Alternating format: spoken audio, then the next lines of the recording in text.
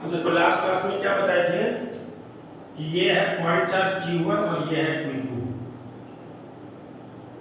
कितना सेपरेशन था R, और दोनों पे फोर्स क्या लगता था इक्वल। किस लॉ से? न्यूटन थर्ड लॉ से। कितना था फोर्स का value? K Q1 Q2 by R square. अब आज जो है ना, आज बताएंगे कि ये जो K है, वैसे पता है इस K को बोलते हैं इलेक्ट्रोस्टैटिक कांस्टेंट। इस K को क्या बोलते हैं? Electrostatic constant. और इसका एक और नाम है कूलम्बिक कांस्टेंट भी बोलते हैं। तो ये K कितना आएगा वो देखते हैं। अब एक चीज बड़ा आसान है इसमें कि तुम देखो, अगर एक चार्ज यहां पे रखा हुआ है, एक चार्ज यहां पे रखा हुआ है, तो किस चार्ज को रखे वो पता है? ध्यान देना इसका। Q1 कितना है ये पता है तुमको, Q2 कितना है ये पता है तुमको, कितने सेपरेशन पे रखे हो ये भी पता है तुमको, और ये फोर्स कितना है ये तुम टॉर्सनल बैलेंस से मेजर कर सकते हो। तो तुमको ये भी पता है कि कितना फोर्स लगा है दो चार्ज रखने पे, चार्ज क्या है वो भी पता है, सेपरेशन कितना है। तुम बताओ K निकाल सकते हैं नहीं निकाल सकते? तो एक्सपेरिमेंट करेंगे, Q1 का वैल्यू पुट करेंगे, Q2 का वैल्यू पुट करेंगे, R का वैल्यू पुट करेंगे और इस F का वैल्यू पुट करेंगे, सबका वैल्यू पुट करेंगे, तो K अपने आप आ जाएगा। तो यहां पे लिखते हैं फ्रॉम एक्सपेरिमेंटल डाटा, यानी हम लोग एक्सपेरिमेंट से करेंगे। K इक्वल टू होता है, ध्यान देना, K इक्वल टू होता है 1/4 pi epsilon. K equal to क्या होता है? 1/4। तो ये जो E को घुमा के लिखे हो ना, इसको एप्सिलॉन बोलते हैं, EPSION, है ना। और ये एप्सिलॉन जो है ना वो दो चीज से मिलकर बनता है, एप्सिलॉन नॉट और एप्सिलॉन R। अच्छा, एप्सिलॉन को क्या बोलते हैं? एप्सिलॉन को बोलते हैं परमिटिविटी, है ना। एप्सिलॉन को बोलते हैं परमिटिविटी, और एप्सिलॉन नॉट को बोलते हैं एब्सोल्यूट परमिटिविटी। और इसका एक और नाम होता है, इसका एक और नाम होगा, इसको हम लोग परमिटिविटी ऑफ फ्री स्पेस भी बोलते हैं। फ्री स्पेस मतलब एयर, फ्री स्पेस मतलब एयर हो गया, एयर या वैक्यूम भी, वैक्यूम को भी फ्री स्पेस बोल सकते हैं। और एप्सिलॉन R को बोलते हैं रिलेटिव परमिटिविटी। इसका भी एक और नाम है, इसको बोलते हैं डाइलेक्ट्रिक कांस्टेंट। ये हो गया dielectric constant. Dielectric constant epsilon R को बोलते हैं, जबकि आगे पढ़ोगे dielectric strength, dielectric strength electric field को बोलते हैं। तो अब क्या बोले, ये जो K होता है, इस K का वैल्यू होता है 1/4 पाई एप्सिलॉन। लेकिन ये एप्सिलॉन दो चीज के मिलकर बना है, एप्सिलॉन नॉट और एप्सिलॉन R। एप्सिलॉन नॉट को क्या बोलते हैं लिखिए, एप्सिलॉन R को भी क्या बोलते हैं मेंशन, है ना। ज्यादातर केस में, है ना, दोनों के बीच में एयर होता है। एप्सिलॉन R का वैल्यू जो होता है ना, कुछ एक याद रखना होगा, ये कैसा है थोड़ी बार अपने समझ में आएगा। एप्सिलॉन R का वैल्यू एयर में कितना होता है? 1 होता है। एप्सिलॉन R का वैल्यू वाटर के लिए कितना होता है? तो वाटर के लिए होता है 80। एप्सिलॉन R का वैल्यू मेटल के लिए कितना होता है? तो टेंड्स टू इंफिनिटी। इंफिनिटी में कभी भी इक्वल टू नहीं लगता है। मतलब अगर दोनों चार्ज के बीच में अगर एयर है तो एप्सिलॉन R 1 पुट करना है। अगर दोनों चार्ज के बीच में पानी है ना, तो 80 पुट करना है। और दोनों चार्ज के बीच में मेटल है तो इंफिनिटी पुट करना है। तो F इक्वल टू क्या होता है? K। अच्छा, इस K के जगह लिख सकते हैं 1/4 पाई एप्सिलॉन Q1 Q2 और R स्क्वायर पहले से, और इस एप्सिलॉन के जगह लिख सकते हैं epsilon not into epsilon R। लिखिए। अब अगर एयर है, दोनों के बीच में अगर एयर रहेगा, तो जहां पर एप्सिलॉन R है वहां पे कितना पुट कर देंगे 1। तो फोर्स इक्वल टू कितना हो जाएगा F in air 1/4 pi epsilon not Q1 Q2 by R square. जब एयर रहेगा, अब तुम देखो फोर्स पता है, चार्ज पता है और आर भी पता है, तो हम लोग इसका वैल्यू पुट करेंगे, इसका वैल्यू पुट करेंगे, इसका वैल्यू पुट करेंगे और इसका वैल्यू पुट करेंगे। जब सभी का वैल्यू पुट कर लेंगे तो एक्सपेरिमेंट के हिसाब से है ना, तो ये जो 1/4 पाई एप्सिलॉन नॉट है इसका वैल्यू आ जाएगा फ्रॉम एक्सपेरिमेंटल डाटा, इसको रहने दो, इसका वैल्यू कितना आ जाएगा 1/4 पाई एप्सिलॉन का वैल्यू 9 × 10⁹ SI यूनिट में। अच्छा इसका यूनिट भी निकाल लेंगे। 1/4 पाई एप्सिलॉन नॉट का यूनिट क्या होगा, तो इधर ले जाओ F × R² / Q1 × Q। Force का क्या होता है न्यूटन, R का क्या होता है मीटर, चार्ज का कूलम, दो चार्ज इसलिए कूलम स्क्वायर।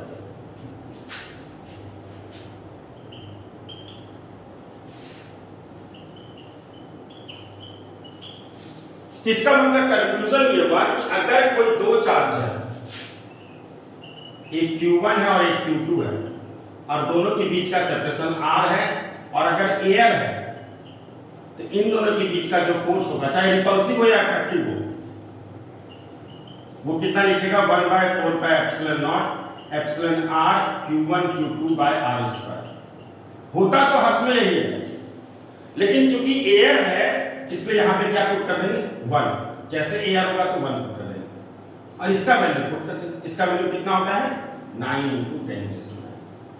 अब कोई भी क्वेश्चन अगर Q1 पुट करेगा, जैसे एग्जांपल Q1 है 2 कूलम, Q2 है 4 कूलम, R दिया हुआ है 2 सेंटीमीटर या 2 मीटर ही ले लेते हैं, चलो तो इसका वैल्यू पुट कर दिया,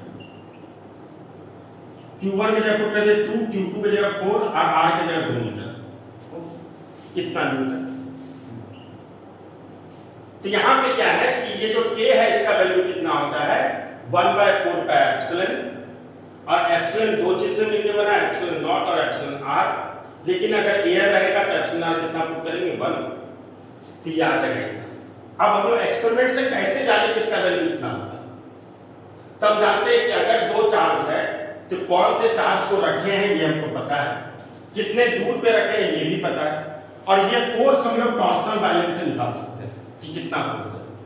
तो इसका वैल्यू पुट किए, इसका वैल्यू पुट किए, इसका वैल्यू पुट किए और इसका वैल्यू पुट किए, तो 1/4 पाई एप्सिलॉन का जो वैल्यू आया वो इतना आया।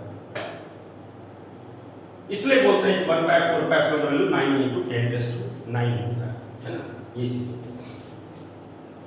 लेकिन अब अगर आता है कि दोनों के बीच में अगर एयर नहीं होकर के कोई दूसरा चीज रहेगा तो क्या होगा, अगर ये Q1 है और ये Q2 है और दोनों के बीच में कोई ना कोई दूसरा चीज है, मीडियम जिसको बोलते हैं,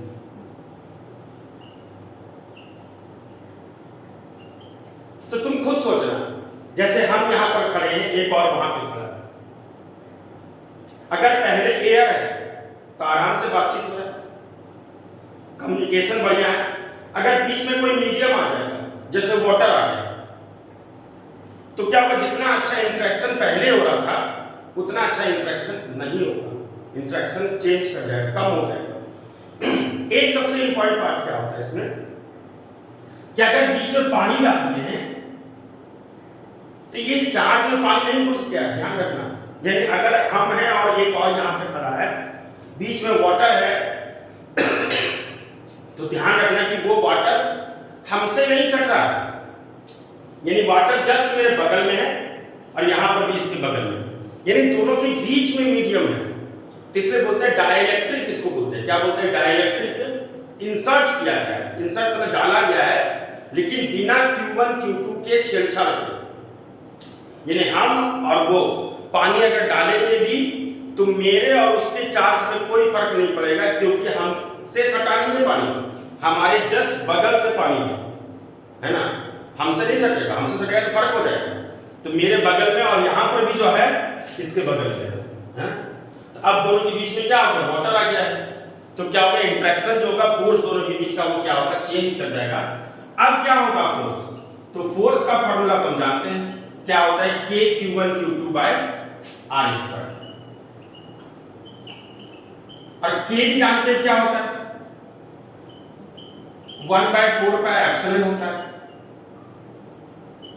और एप्सिलॉन फिर जानते हैं एप्सिलॉन दो चीज से मिलकर बनता है, क्या क्या चीज से, एप्सिलॉन नॉट और एप्सिलॉन आर से। ये तो जनरलाइज हो गया, यहां तक जनरलाइज है। अगर एयर था तो यहां पर हम पुट कर देते, लेकिन अगर मान लो कुछ रहेगा, वाटर रहेगा या कुछ भी रहेगा, तब तो इसको रहने देंगे, यानी फोर्स इन मीडियम अगर होगा तब ये यही रहेगा। जैसे अगर मान लो दोनों के बीच में वाटर है, तो इस 1/4 पे एप्सिलॉन नॉट का वैल्यू तो पता है 9 × 10⁻9 होगा, और एप्सिलॉन आर के जगह कितना पुट कर देगा, 80 पुट कर देगा, सॉल्व हो जाएगा, हो जाएगा। अब आते हैं एप्सिलॉन आर, हम जाने कैसे कि एयर के लिए 1 होगा, वाटर के लिए 80 होगा, है ना, ये ध्यान देना। तो तुमको पता है कि जब एयर होगा तो क्या होगा, 1/4 पाई एप्सिलॉन नॉट, जब दोनों वही ये दो चार्ज है, दोनों के बीच में एयर है, तो एप्सिलॉन आर ये हो गया इतना। और अगर मीडियम रहेगा तो एप्सिलॉन आर रखेंगे, है ना। तो तुम एक काम करो, इसको इक्वेशन फर्स्ट और इक्वेशन सेकंड, आप दोनों को डिवाइड कर दो।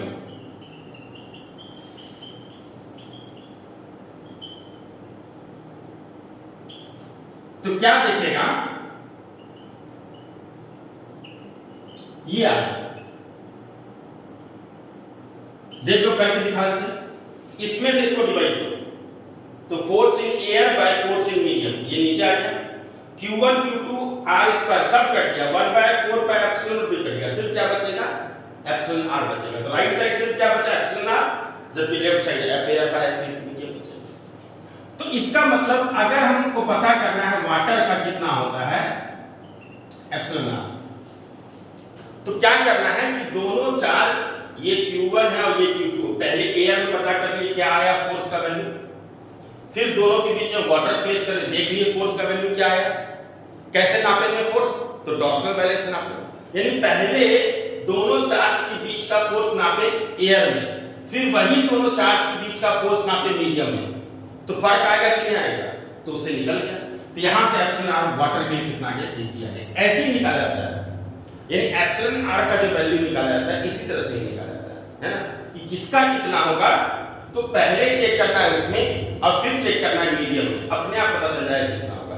लेकिन एक चीज है, एप्सिलॉन आर का कोई डायमेंशन नहीं होगा, एप्सिलॉन आर जो होगा वो डायमेंशनलेस क्वांटिटी होगा। क्यों होगा डायमेंशनलेस, तो तुम खुद समझ में आ रहा है कि ये फोर्स ऊपर भी फोर्स है और नीचे भी फोर्स है, इसलिए ना इसका डायमेंशन होगा और ना ही इसका यूनिट होगा।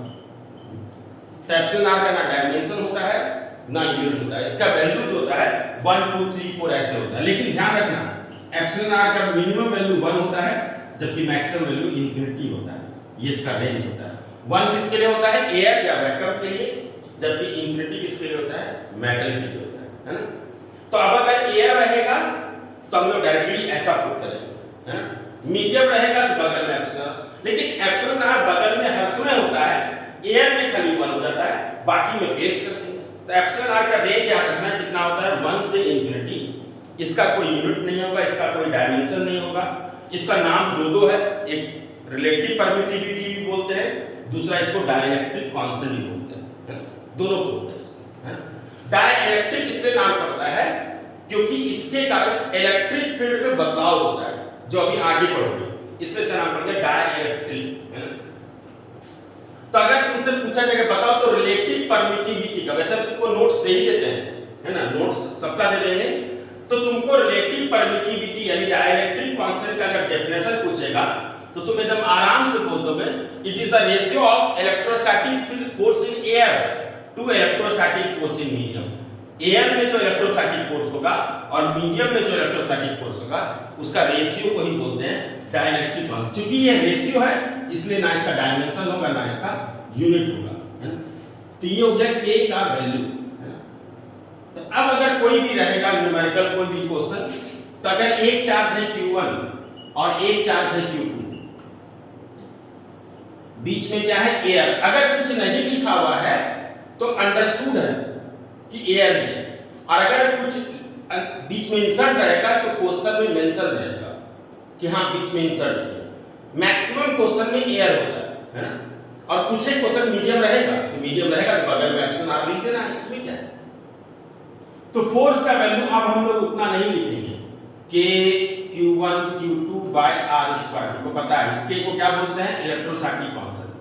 और चूंकि एयर है इसलिए K इक्वल टू कितना लिखेंगे, 1/4 पाई एप्सिलॉन होता है। हम एक बार लिख के दिखा रहे हैं। एप्सिलॉन क्या होता है, दो चीज से मिलकर बनता है, एप्सिलॉन नॉट और एप्सिलॉन R। लेकिन चूंकि एयर है इसलिए एप्सिलॉन R कितना पुट कर दिए, 1 पुट कर दिए, तो सिर्फ कौन बचा है, एप्सिलॉन R। तो तुमको ये याद रखना है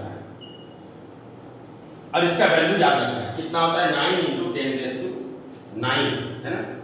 तो 1/4 पाई एप्सिलॉन नॉट का वैल्यू हम अभी तुरंत बताए कितना होता है, 9 × 10⁹ न्यूटन मीटर स्क्वायर पर कूलम स्क्वायर। किसमें लेंगे, SI में। अब अगर इसको सीजीएस में कोई बोलेगा नहीं, इसको सीजीएस में बदलो, तो 1/4 पाई एप्सिलॉन नॉट का वैल्यू SI में कितना होता है, कितना होता है 9 × 10⁹ न्यूटन मीटर। अब अगर सीजीएस से बदलने बोलेगा तो न्यूटन को हटा क्या लिखोगे, तो डाई, मीटर को हटा क्या लिखोगे, सेंटीमीटर। और एक चीज याद रखना, 1 कूलम सीजीएस में बता रहा है equal to the 3 × 10⁹ ESU। ESU मतलब इलेक्ट्रोस्टैटिक यूनिट है ना।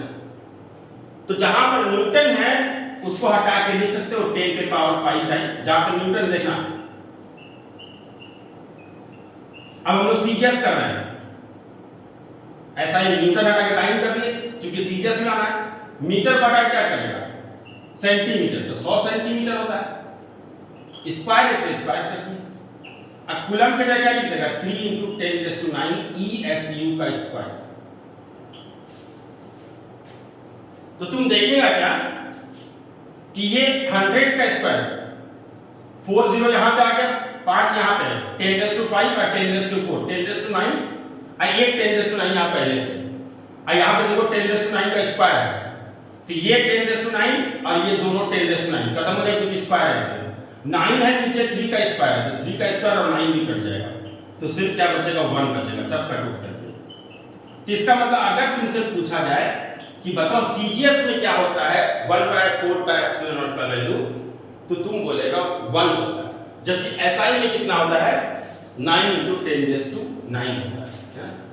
अब एग्जांपल ले लेते हैं, मान लो एक चार्ज है 2 कूलम और एक चार्ज है -4 कूलम का, दोनों के बीच का गैप जो है वो 2 मीटर है। बताओ तो कितना होगा फोर्स। तो एक चूंकि पॉजिटिव है, दूसरा क्या है, नेगेटिव है, इसलिए इन दोनों के बीच में रिपल्सन नहीं, तो क्या होगा, अट्रैक्शन, लेकिन फोर्स तो बराबर होगा। अब फार्मूला हमको पता है, 1/4 पाई एप्सिलॉन का वैल्यू कितना हो गया, 9 × 10⁻, Q1 कितना है देखो तो 2,